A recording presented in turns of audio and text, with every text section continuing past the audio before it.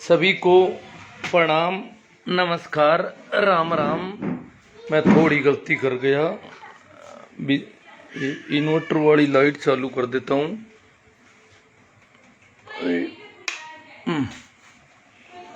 नहीं तो बीच में गड़बड़ हो जाएगी। हाँ ठीक है। तो आज क्रॉप कटिंग में किसानों को क्या सावधानियां रखनी चाहिए, इस विषय पर अपन बात करेंगे। अभी ताज़ा हालात ये हैं, क्रॉप कटिंग हो रही है और क्रॉप कटिंग में बहुत ही सावधानी से काम करना पड़ेगा गांव-गांव में लोगों को। हाँ प्रेम जी चांगल, राम राम जी। सभी को राम राम, प्रणाम, नमस्कार। कुछ लोगों को मैं ऐसा करूं, वो कर लेता हूँ इनवाइट। हाँ भाई, काफ़ी लोगों को इनवाइट कर लूं ताकि प्रसारण का फैलाव बढ़े, दूर दूर तक बात जाए। बात काफ़ी कीमती है।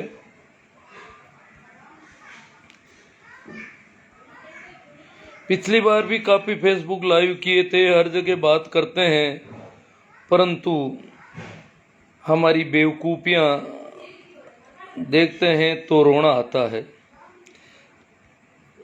हम इतना चीखते हैं, चिल्लाते हैं और हम वो गलत काम अपने पैरों पर कुल्हाड़ी मारते हैं। हम अपने पैरों पर कुल्हाड़ी कैसे मारते हैं, उन चीज़ों पर अपन बात करेंगे। आपकी जिम्मेवारी होगी कि मेरी बात को आप ठीक मानते हो तो आप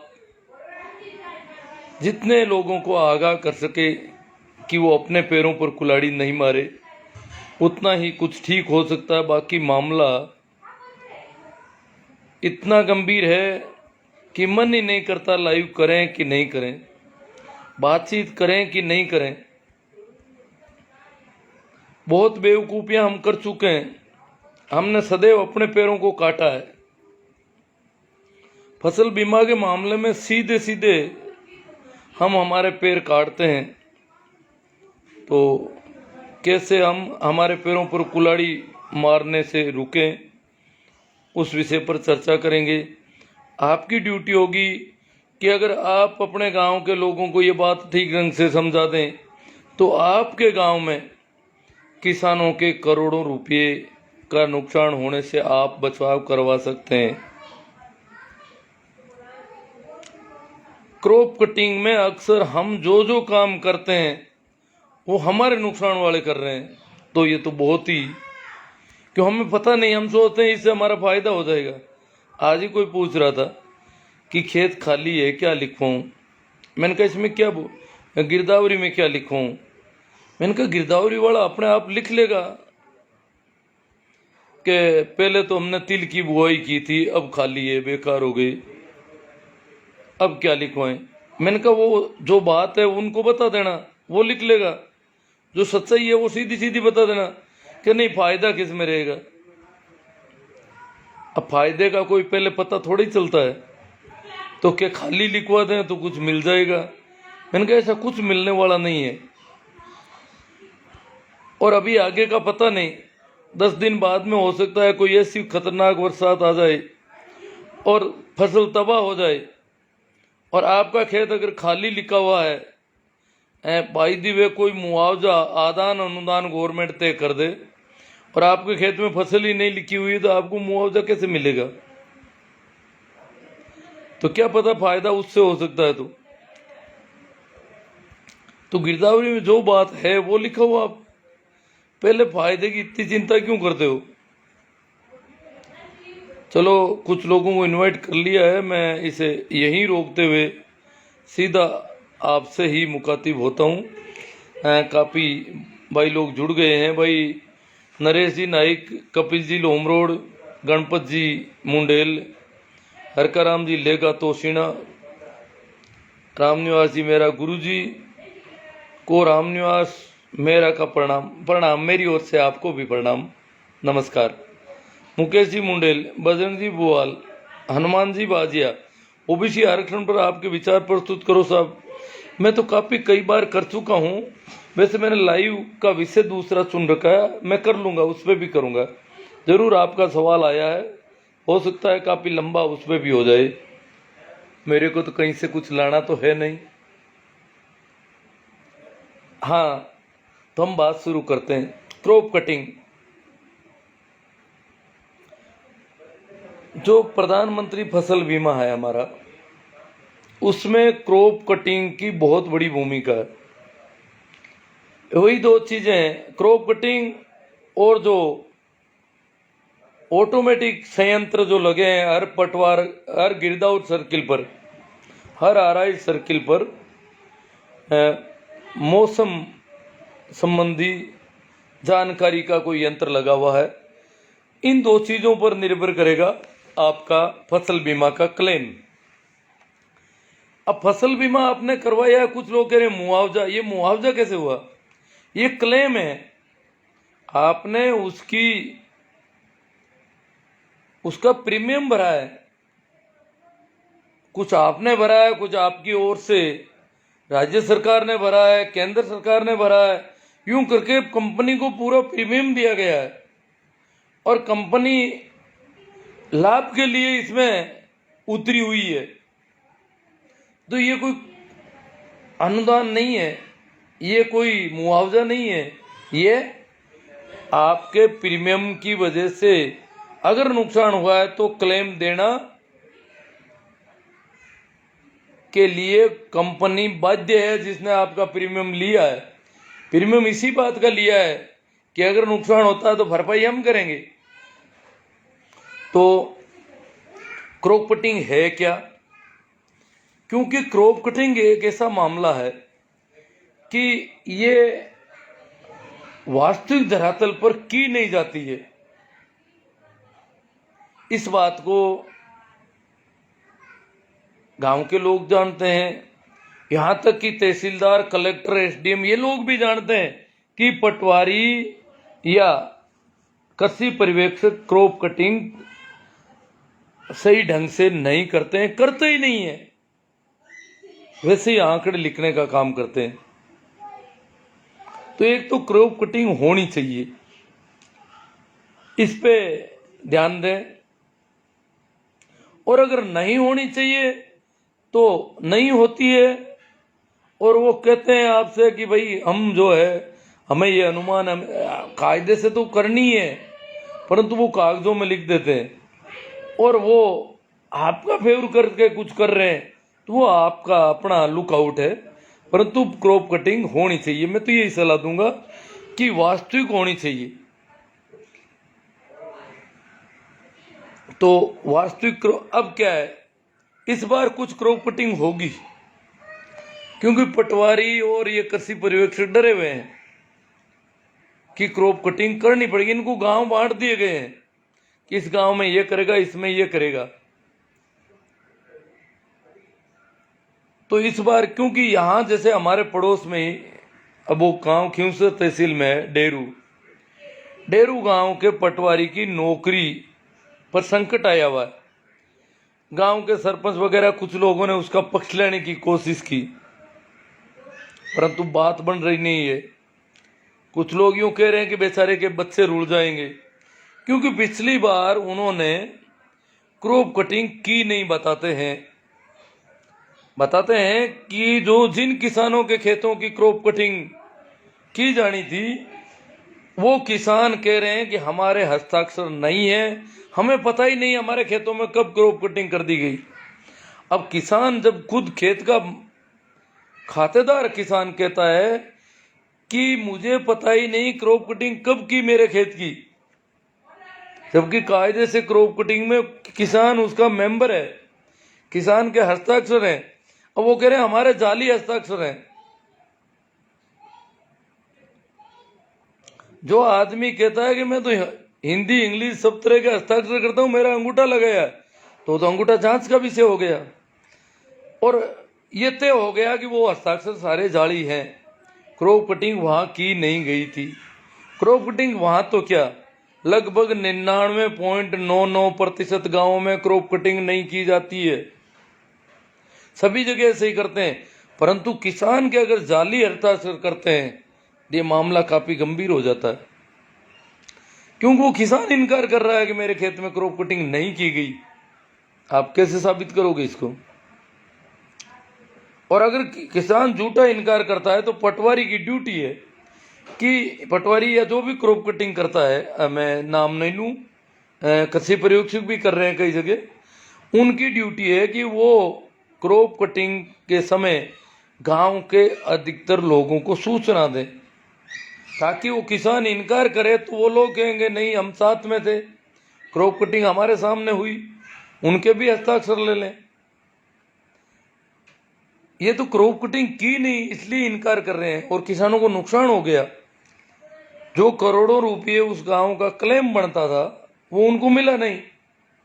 वो कह रहे हैं हम हमारे करोड़ों रुपए गंवा दें पटवारी की नौकरी बचाने के लिए। क्यों? कल को और कोई करेगा ऐसी हरकतें। तो एक तो यह है कि क्रॉप कटिंग इस बार कुछ लोग करेंगे, जरूर करेंगे। काफी डर हो गया है, कई गांवों में जागरूकता आई है। अब क्रॉप कटिंग करेंगे तो हम क्या करेंगे? क्रॉप कटिंग की कैसे जाती है गांव में, ये कुछ विषय है।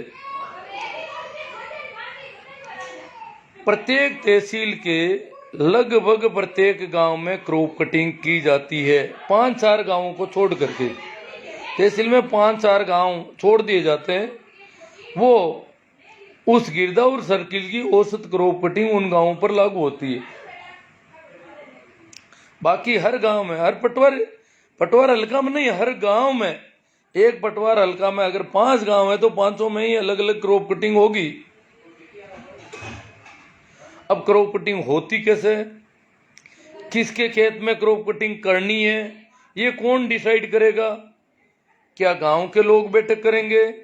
क्या सरपंच तय करेगा या पटवारी या कृषि पर्यवेक्षक तय करेगा कि इस खेत की इस जगह पर क्रॉप कटिंग करनी है? नहीं, ऐसा कुछ नहीं है।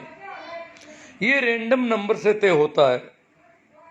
Revenue department Rajasthan Ajmer random number जारी करता है हर गांव के लिए, हर फसल का, कि अमुक गांव की बाजरे की फसल के 2 प्रयोग इन रैंडम नंबर से जो खसरा नंबर निकल के आता है उस खसरे का करना है।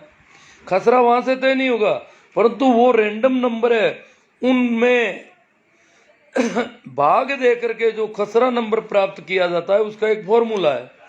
उसी खसरे में क्रॉप कटिंग की जानी है, उसके अलावा किसी खसरे में, उसको छोड़कर दूसरे खसरे में क्रॉप कटिंग तभी की जा सकती है जब पर्टिकुलर फसल, जैसे बाजरे की क्रॉप कटिंग खसरा नंबर 523 आया है और 523 में बाजरा नहीं है। हो सकता है 523 नंबर खसरा कोई रास्ता हो, 523 कोई तालाब हो, कोई मगरा हो, कोई ऐसी जमीन हो जिसमें खेती नहीं की जाती हो, या 523 में बाजरा की जगह और कोई फसल बोई गई हो, तो जस्ट उससे अगला 524। ये क्रम तब तक चलेगा जब तक बाजरे की फसल का खसरा सामने नहीं आएगा। और जैसे ही खसरा नंबर बाजरे का आ गया, उसी खसरे की क्रॉप कटिंग की जानी है। और ये बात क्रॉप कटिंग से कम 20 दिन पहले उस खेत के मालिक को पता होनी चाहिए कि मेरे खेत में क्रॉप कटिंग होगी इस बार, क्योंकि वहां पर पहले जगह निर्धारित की जाती है खेत में कहां पर क्रॉप कटिंग करनी है। खेत में यह नहीं है कि जहां फसल खराब है वहां क्रॉप कटिंग कर लो, जहां फसल अच्छी है वहां कर लो, या अपने मन से चाहे जो जगह तय कर लो। नहीं, उसमें भी नियम है कि उस खेत में एक निश्चित दिशा है, दक्षिण पश्चिम दिशा से क्रॉप कटिंग करने वाले घुसेंगे और निश्चित फलांग है, कदम, इतने कदम सीधा चलेंगे, फिर इतना कदम दायां मुड़ के चलेंगे, फिर इतना कदम बायां मुड़ के चलेंगे, और यूं चल के, और जो आखिरी जगह आती है वहां से 5 बाई 5 मीटर का एक एरिया लेंगे और उस एरिया की क्रॉप कटिंग करेंगे। ये एक सिस्टम है। तो जगह तय इस प्रकार होती है। कपास के अलावा सभी में 5 बाई 5 मीटर की जगह ही तय की जाती है।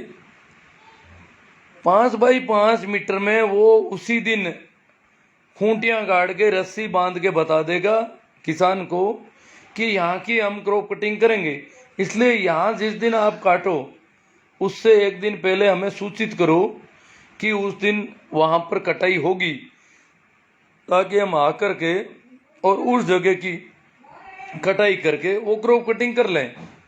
और फिर उसका पहली बार गीला वजन होगा, फिर उसको सीलबंद करके रख दिया जाएगा, रोज उसको सुखाया जाएगा, फिर उसमें से अनाज निकाल करके उसका वजन होगा, फिर अनाज को कुछ दिन और सुखाया जाएगा, फिर वो आखिर में जो वजन होगा उसका शायद 400 गुना होगा। 5 बाई 25 मीटर होता है, 5 बाई 5, 5 गुना 5 बराबर 25 वर्ग मीटर, और 10,000 वर्ग मीटर का 1 हेक्टर होता है, 100 गुना 100 मीटर, तो इसका मतलब 25 का 400 गुना,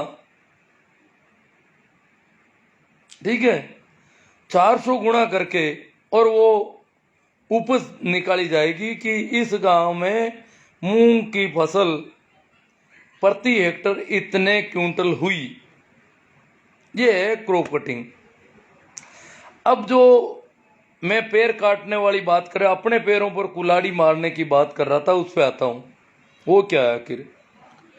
वो यूं है, इस बार जैसे फसल काफी अच्छी है, जहां मेरा विचरण है वहां मैं देख रहा हूं बरसात अच्छी थी, फसल ठीक है। अब फसल ठीक है तो जितनी है उतनी लिखी जानी चाहिए। अब एक जो मूर्खता बहुत लंबे समय से चली आ रही है, हम क्या करते हैं, पटवारी या कृषि प्रयोग पर दबाव बनाते हैं कि 1 हेक्टर में 10 क्विंटल हो रहा है, पर आप 3 क्विंटल ही लिख दो। अब 1 हेक्टर में अगर 10 क्विंटल पैदावार है और अगर 3 क्विंटल लिखी जा रही है, तो आपके पैरों पर कुल्हाड़ी मारी जा रही है, आपका नुकसान हो रहा है सीधा सीधा। ये कैसे? ये समझना पड़ेगा। आपके अच्छी पैदावार है फिर भी आप कम लिखवा रहे हो, तो नुकसान आपका हो रहा है,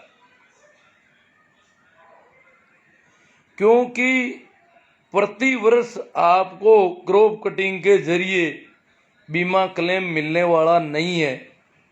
और अगर अच्छी फसल है और उसको अच्छा नहीं लिखाया तो 5 साल का औसत प्रत्येक गांव का तय होता है क्रॉप कटिंग से। पिछले 5 साल का औसत कितना है? पिछले 7 सालों का में से 2 कमजोर साल निकाल करके और 5 साल का औसत, अगर आपके खेत में 10 क्विंटल प्रति हेक्टर फसल हो गई, आपके गांव में कोई पर्टिकुलर फसल, और आपने 3 क्विंटल लिखा दी, तो आपने औसत को नीचे गिरा दिया। और औसत अगर नीचे गिर गया तो फिर कभी 2 क्विंटल होगी, 1 क्विंटल होगी, तो भी आपको कुछ नहीं मिलेगा, क्योंकि उस समय आप औसत के आसपास हो गए। ज़्यादा से ज़्यादा 10% नुकसान, 15% नुकसान, 20% नुकसान। और अगर आपने 10 क्विंटल लिखवा दी तो आपके गांव का औसत बढ़ गया।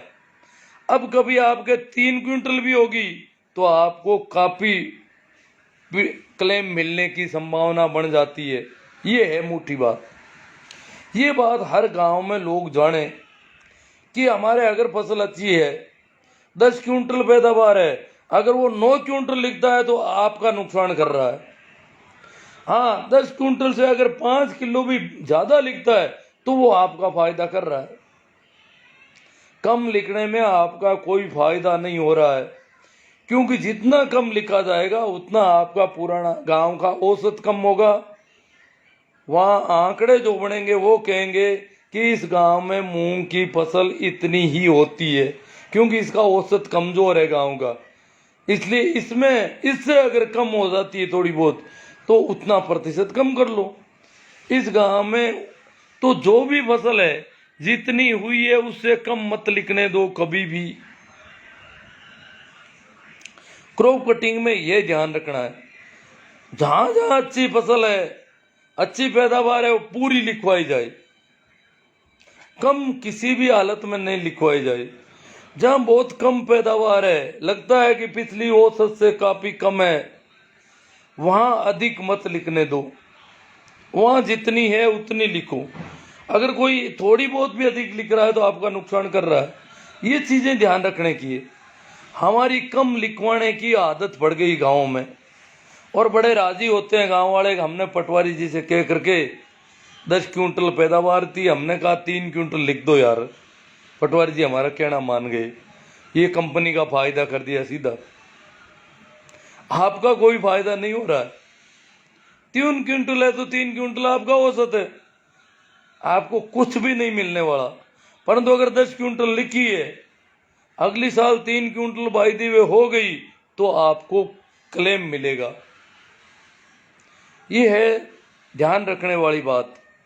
और ये बात पता नहीं कैसे पहुंचेगी। पिछली बार मैंने खूब लाइव किए, खूब बातें की लोगों से, बहुत ज़्यादा भाषण दिए, बहुत ज़्यादा हुई। आज फिर लोगों से बात करते हुए मुझे लगा कि लोग कह रहे हैं यार कम लिखनी है, कम लिखनी है। अरे अच्छी पैदावार है, कम क्यों लिखवा रहे हो?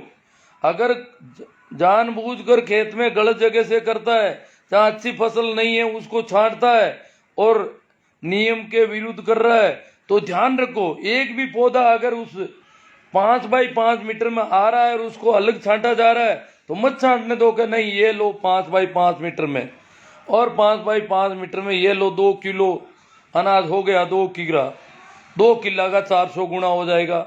इसका मतलब 8 क्विंटल पैदावार 1 हेक्टर में हो जाएगी। अगर 5 बाई 5 मीटर में 2 किलो अनाज है और आप ध्यान नहीं रखते हो या आप बेवकूफ़ी कर जाते हो कि उसमें से कुछ फलियां तोड़ ली चोरी छिपे, या कुछ पौधों को उस लाइन से इधर हटा दिया रस्सी से, तो वो 2 किलो की बजाय कम हो जाएंगे और उससे आपकी प्रति हेक्टर उपज कम हो जाएगी। आपके पूरे गांव का अगले कई सालों तक का नुकसान कर दोगे आप।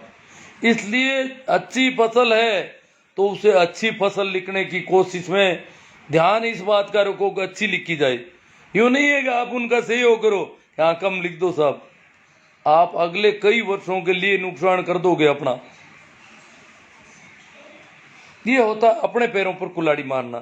क्योंकि आज ही जब मैंने सुना लोग ऐसी बातें कर रहे थे, तो क्रॉप कटिंग का विशेष ध्यान रखना है। अभी गिरदावरी चल रही है, क्रॉप कटिंग भी चल रही है। जैसे मूंग की फसल कटनी शुरू हो गई तो क्रॉप कटिंग तो जिस दिन किसान काटेगा उस दिन होगी। ये नहीं है कि क्रॉप कटिंग कब होगी, फसल काटने के बाद थोड़ी होती क्रॉप कटिंग। जिस किसान का खेत तय किया गया है उस किसान को सूचना है पहले से कि मेरे खेत में क्रॉप कटिंग होगी। वो भी ज़्यादातर लोगों को कह दे कि अमुक फसल की क्रॉप कटिंग मेरे खेत से होनी है और मैं उस दिन काटूंगा, उस दिन आप सभी आना देखना क्रॉप कटिंग में कोई गड़बड़ी नहीं हो जाए। क्योंकि क्रॉप कटिंग उस पूरे गांव के अगले 7 साल तक का तय करता है। इस साल का तो करता ही है, अगले 7 साल तक का फसल बीमा का क्लेम क्या मिलना चाहिए वो क्रॉप कटिंग से तय हो रहा है। तो ये ध्यान रखने वाली बहुत बड़ी बात है। भाई भोलाराम जी जुड़ गए हैं, बहुत जागरूक है, कोलाइच से नहीं भोला सर से जगदीश सिंह जी नाम आ गया। भोलाराम जी भोला सर के जगदीश सिंह जी है, बहुत जागरूक है। कोलाइच में शायद बीकानेर जिले में एक अकेले आदमी है जिन्होंने क्रॉप कटिंग करवाई अपनी, बहुत मेहनत की इन्होंने। पुरानी जो थ्रेश होल्ड उपज थी 5 साल की उसके आंकड़े एकत्रित किए, क्रॉप कटिंग जहाँ हुई वहाँ एक एक पौधे का एक एक फली का ध्यान रखा और जितने दाने हुए उन सब दानों का तोल सबके सामने करवाया और बड़े ढंग से काम करवाया इन्होंने। ये होता काम करवाने का ढंग। अगर ऐसा नहीं करते हैं तो नुकसान हमारा हो रहा है। पता है गांवों में कितने आदमियों का प्रीमियम चला गया। आपने 2% दिया होगा, सरकार ने कमा दिया खूब पैसा, कंपनियां मालो माल हो रही है हमारी बेवकूफियों की वजह से। तो मैं तो इसमें और तो क्या है, और तो इस बार ज़्यादा गड़बड़ नहीं होगी। क्रॉप कटिंग कई जगहों पर पटवारी करेंगे क्योंकि दो एक पटवारियों की हालत खराब हो रखी। हमारे नागौर तहसील में एक पटवारी की, नागौर जाइल तहसील में एक ये खियूसर वाला मामला है, और ये बहुत है। अगर इन दो पटवारियों की नौकरी पर अभी भी बादल मंडरा रहे हैं, अगर किसी की नौकरी इस वजह से जाती है क्रॉप कटिंग नहीं करने की वजह, तो पटवारी को क्या पड़ा है, क्रॉप कटिंग कर देंगे। और आप ध्यान रख ही रहे हो, तो इतनी पर्याप्त है। अभी देखेंगे, बात और करेंगे। तो मैं देखता हूं भाई कोई सवाल आया हो तो। बजरंग जी बुवाड़, हनुमान जी बाजिया, ओबीसी आरक्षण, ये मैं अभी बात करता हूँ, शुरू करूँगा, ये भी कर लूँगा थोड़ा। साहिब सरकार वासिंग, उसमें भी हम पता नहीं क्या क्या धोखा खा जाते हैं। BK ह्यूमन, कपिल सागर जी खाकड़ की, रामलाल जी खदाव, हाँ नमस्कार, सभी को प्रणाम, नमस्कार। छोटू राम जी छाबा, नरपत जी बिडिया सर पालड़ी, हेमा राम जी बाटी, हरका राम जी लेगा तो सुना। कौन से खसरे में क्रॉप कटिंग होगी, लिस्ट है क्या आपके पास? नहीं, प्रत्येक पटवारी के पास लिस्ट है, प्रत्येक गांव की, पूरे जिले की, जिले के प्रत्येक गांव के कौन से रैंडम नंबर, हर गांव के 2 रैंडम नंबर, एक फसल के 2 रैंडम नंबर दिए हैं।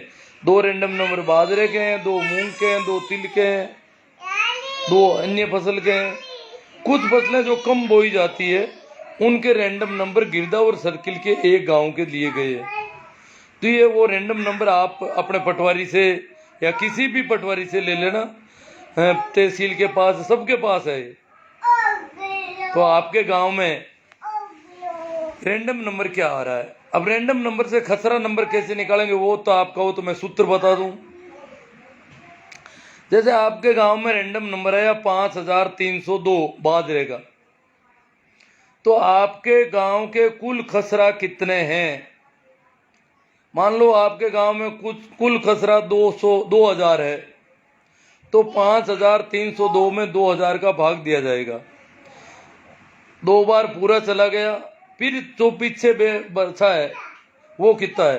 तो पीछे बचा 1302। तो 1302 नंबर खसरे में बाजरे की फसल की क्रॉप कटिंग होगी। अगर उसमें बाजरा नहीं है तो उससे अगला अगला अगला, ये एक सीधी रेखा में चलेगा काम, ये सीधा सीधा। तो अब रैंडम नंबर पता करें तोशिना के किस किस फसल के कौन कौन से रैंडम नंबर है, और रैंडम नंबर से, रैंडम नंबर में भाग दिया जाएगा गांव के कुल टोटल खसरा संख्या का, और जो शेष बचेगा वही खसरे की क्रॉप कटिंग होगी।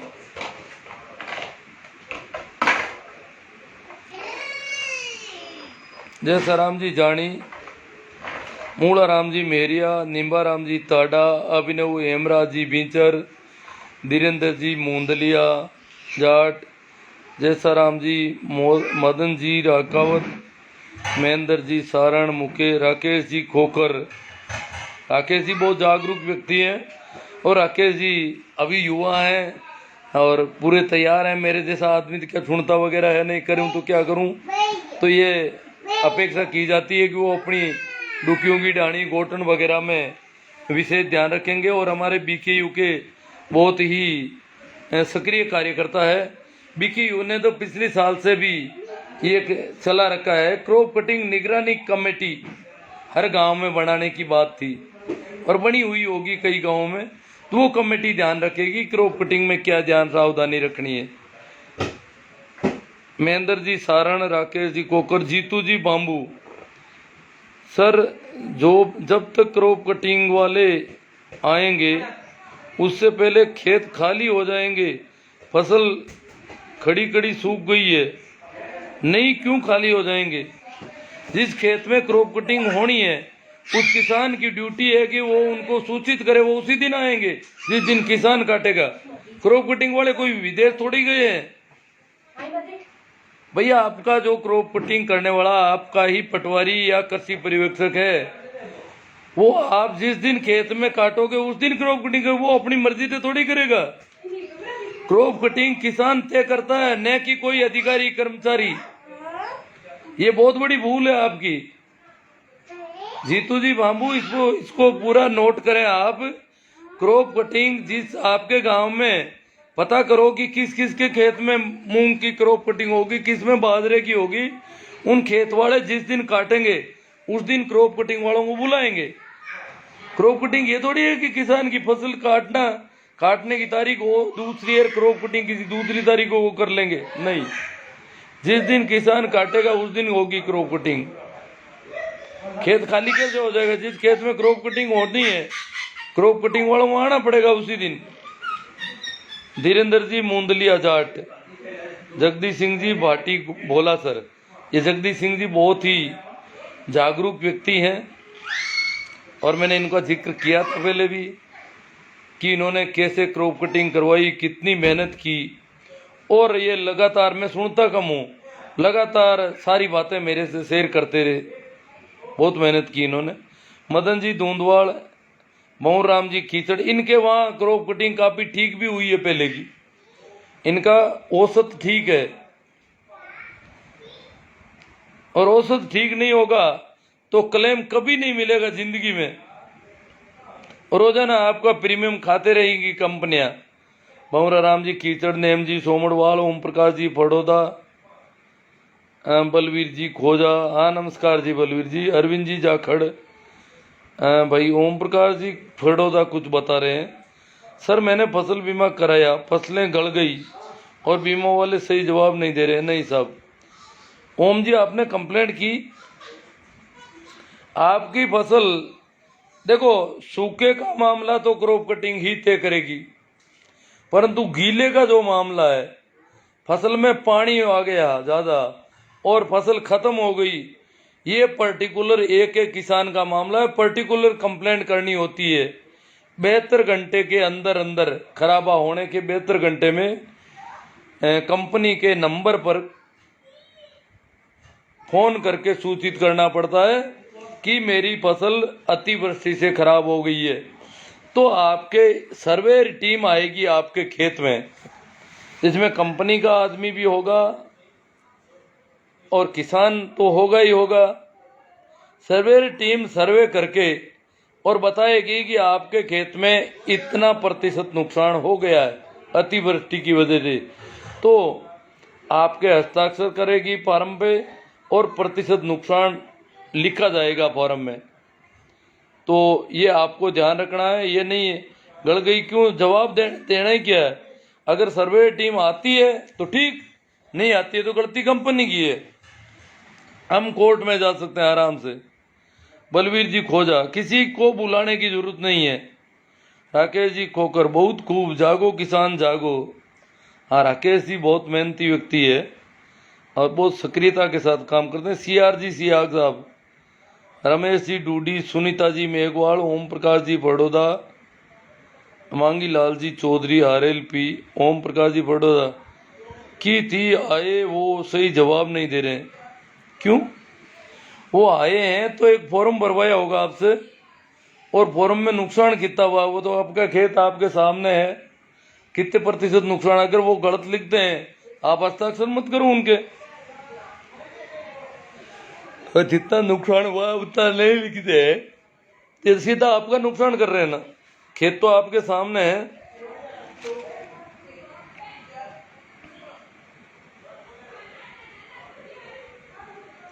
चलो, मैं मानाराम जी सीमर, इसके तो बात काफ़ी हो गई और कुछ कुछ मन भी नहीं करता, कई बार लगता यूँ है कि तेरी बातों का फर्क क्या पड़ रहा है। खैर, मेरी जिम्मेवारी थी, मैंने क्या है कि सुनता कम हूँ पर एक आध जने के पास कभी बैठ के थोड़ी बात कर लेता हूँ, तो मुझे पता लगा कि लोग तो अभी भी अच्छी फसल है फिर भी कम लिखाने की कोशिश करेंगे, क्योंकि बहुत बड़ी संख्या में लोगों को जानकारी नहीं है कि कम लिखाने का कितना नुकसान हो जाएगा। हमारे अगले 7 साल तक का नुकसान हम कर देंगे अगर फसल अच्छी है और कम लिखवा दी तो दूसरा तो OBC आरक्षण की बात, एक सवाल आ गया, कर लेता हूँ थोड़ी बात। देखो, एक तो ये आरक्षण है क्या, फिर हम ओबीसी आरक्षण की बात करेंगे। आरक्षण किसको दिया जाता है?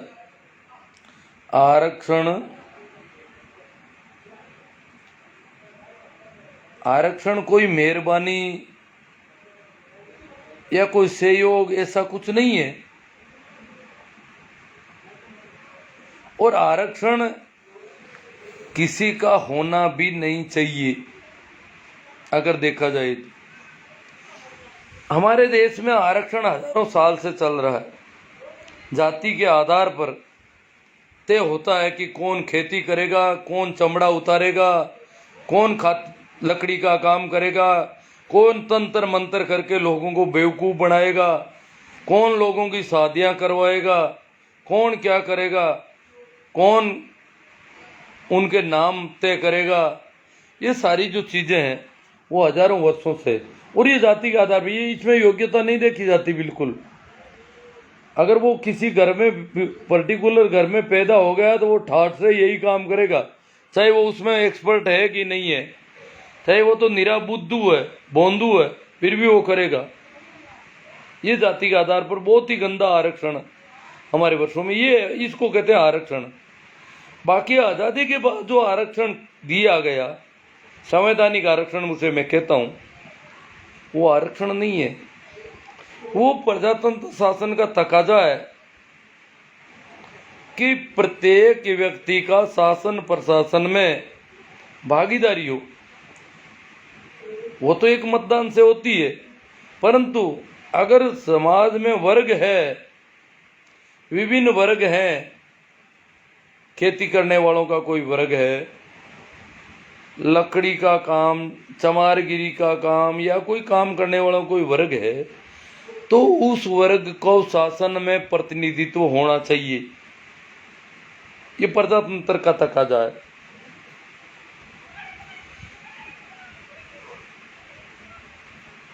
क्योंकि यहाँ पर बहुत बड़ी संख्या का शासन में कभी कोई प्रतिनिधित्व नहीं रहा, कारण उनको पढ़ने लिखने पर भी पाबंदी रही। उनकी किसी भी पीढ़ी में कोई भी व्यक्ति पढ़ लिख नहीं पाया। तो इस प्रकार एक तरह से बेड़ियों में जकड़ा रखा गया। अब उन लोगों को सीधा अगर छूट में रखें तो शासन प्रशासन में उनकी भागीदारी नहीं बढ़ेगी। उनके लिए कुछ अलग क्राइटेरिया तय करना पड़ेगा, तब उनको प्रतिनिधित्व मिलेगा। वो क्राइटेरिया है कि उनकी आबादी कितनी है, क्योंकि प्रतिभाएं प्रत्येक जाति वर्ग में पैदा होती है, प्रत्येक गांव शहर में होती है। ये नहीं है कि प्रतिभाएं केवल लोडा में होती है, माथुर में होती है या मिश्रा में होती है। नहीं, प्रतिभाएं आदिवासी के घर में भी प्रतिभावान बच्चा पैदा हो सकता है, अनुसूचित जाति के घरों में भी प्रतिभावान बच्चे पैदा हो सकते हैं, परंतु उनको वातावरण अलग मिलता है। प्रतिभाएं प्रत्येक वर्ग में बराबर पैदा होती है, ये प्रकृति का सिस्टम है, हमारा नहीं। अब परिस्थितियां अलग अलग है। एक बच्चे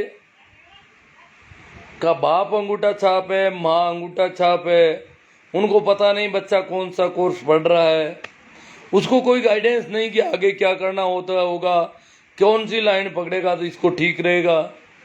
एक वो बच्चा है जिसकी दादी एमएससी है, नानी एमए इंग्लिश मीडियम लिटरेचर है, और घर में जितने भी आने जाने वाले लोग हैं वो अलग अलग फील्ड में बड़े बड़े पदों पर है।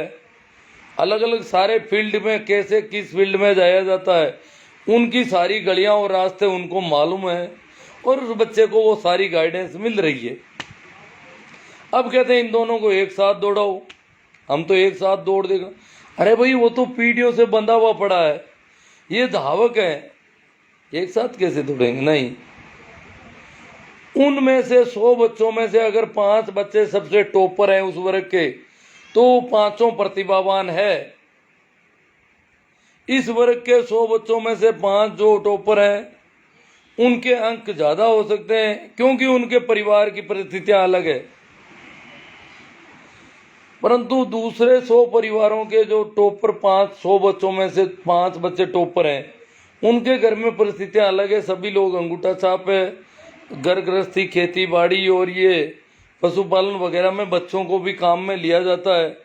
अगर वो उनसे 20-30 नंबर कम लाए हैं, परंतु वो उन 100 बच्चों की टॉपर लिस्ट में, इसको परसेंटाइल कहते हैं। ये परसेंटाइल सिस्टम प्रत्येक जाति वर्ग, क्योंकि ये देश में जातियां है, जातियों के बिना अभी तक शादी विवाह भी तय नहीं हो रहे हैं, तो वो होना चाहिए। उसके आधार पर प्रतिभाओं का चयन होना चाहिए। ये नहीं है कि नंबर वो 80 ले आया, इसके पास 60 ही है। नहीं, इसके पास 60 है, ये इन 100 बच्चों में टॉपर है, उन 100 बच्चों में वो 80 वाला टॉपर है। उन बच्चों के घर की परिस्थितियां, वो कॉन्वेंट स्कूल में पढ़ते हैं, अलग अलग वातावरण है। ये बूला भटका कभी जाता है स्कूल, कभी नहीं जाता है। पर इनमें से अगर कोई टॉप नंबर लाया इन परिस्थितियों में, तो वो भी बराबर प्रतिभावान है। नंबरों को नहीं देखा जाना चाहिए इसमें। ये है प्रतिनिधित्व। इनके भी 5 बच्चों को प्रतिनिधित्व मिलेगा, इनके भी 5 बच्चों को प्रतिनिधित्व मिलेगा, सीधा सा हिसाब है। तो जिस जाति का जितना अनुपात है, उसी अनुपात में उस जाति वर्ग के लोग सर्विस में आने चाहिए, मंत्रिमंडल में होने चाहिए, एमएलए होने चाहिए, न्यायपालिका में होने चाहिए, राज्यसभा में होने चाहिए, कार्यपालिका में जैसे सेक्रेटरीट वगैरह में होने चाहिए, उतना आईएएस होने चाहिए उनमें भी। ये है प्रतिनिधित्व का तरीका। ओबीसी के मामले में गड़बड़ बहुत, ओबीसी तो पूरा ही गड़बड़ मामला है। ओबीसी तो इस प्रकार माना जाता है, इस देश की सत्ता इसे कोई अवैध संतान मानती है ओबीसी को। इसकी कोई अलग जनगणना होने नहीं दे रहा है। और विशेषकर से ये मोदी सरकार, इन्होंने 11 की जनगणना को 14 में बुरी तरह से रोक दिया, प्रकाशित करने पर रोक लगा रखी है। जनगणना भी हुई है, परंतु प्रकाश में नहीं लाए जा रहे आंकड़े। तो प्रकाश, जब आंकड़े ही नहीं है तो 27% आरक्षण क्यों? क्या इनकी आबादी 27% है? भाई दी वे, इनकी आबादी 10% ही होगी ओबीसी की, सिर्फ 27 क्यों दे दिया गया? या इनकी आबादी 54% है, फिर 27 क्यों दिया गया? ये कई सवाल खड़े करता है। जब अलग से जनगणना नहीं है तो 27% ओबीसी को क्यों दिया गया? ईडब्ल्यूएस को 10% क्यों दिया गया? ये सवाल है। इनकी अलग जनगणना करवाने में किसको नुकसान हो रहा है, क्या नुकसान हो रहा है? सिर्फ पारदर्शिता हो जाएगी, पता चल जाएगा कि इस जाति वर्ग के इतने लोग आईएएस है, इतने आरएस हैं, और इसके इतने कम है, इसके इतने, इसकी आबादी इतनी है, प्रतिनिधित्व इतना है। आबादी के अनुपात में जो प्रतिनिधित्व है वो खुल जाएगा। ये गड़बड़ है। तो ओबीसी को तो वैसे सत्ता जो है अवैध संतान मानती है। ओबीसी के खुद के एमएलए एमपी ओबीसी का पक्ष नहीं लेना चाहते। जिस प्रकार एससी एसटी वाले एससी एसटी की बात ही नहीं करते, क्योंकि सभी मानते हैं कि राजनीतिक दलों के मालिक और हैं, मीडिया के मालिक और हैं, और वो लोग तय करेंगे उनका राजनीतिक भविष्य, मीडिया के मालिक और राजनीतिक दलों के मालिक। और अगर हमने ओबीसी का, एससी का, एसटी का पक्ष ले लिया तो ऊंची जाति के लोग नाराज हो जाएंगे और वो ऐसी हवा खराब करेंगे कि राजनीति में कभी उठकर खड़े करने लायक नहीं रह जाएंगे। इसलिए सारे राजनेता, लगभग सारे राजनेता स्वर्ण जाति के लोगों से भयभीत है, ऊंची जाति के लोगों से भयभीत है। अब ओबीसी में जो अभी राजस्थान में जो गड़बड़ चल रही है वो 17 अप्रैल 2018 का मामला है। एक परिपत्र ऐसा आया कि हॉरिजॉन्टल आरक्षण लागू कर दिया। वर्टिकल जो आरक्षण होना चाहिए था, खड़ा आरक्षण, वो प्रत्येक वर्ग में से उसका निश्चित अनुपात होता है, उस अनुपात में प्रतिशत होता, और वो प्रत्येक वर्ग में से फौजियों की संख्या होती, परंतु यहाँ गड़बड़ कर दी। जैसे जनरल में जो फौजी आ रहे हैं वो जनरल में आएंगे, जितना प्रतिशत आने चाहिए, वो चाहे ओबीसी के हों, ओबीसी के हैं तो ही वो जनरल में काउंट होने चाहिए, परंतु जनरल फौजी के हिसाब से काउंट तो भूतपूर्व सैनिक के हिसाब से सिलेक्शन हो रहा है, और काउंट उनको ओबीसी में कर दिया जा रहा है, क्योंकि अधिकतर ओबीसी के हैं, और इस वजह से ओबीसी के पुरुष अभ्यर्थियों का पूरा नुकसान हो रहा है 4 साल से। अब थोड़ी थोड़ी आंखें खुलनी शुरू हुई है कि वर्टिकल आरक्षण होना चाहिए।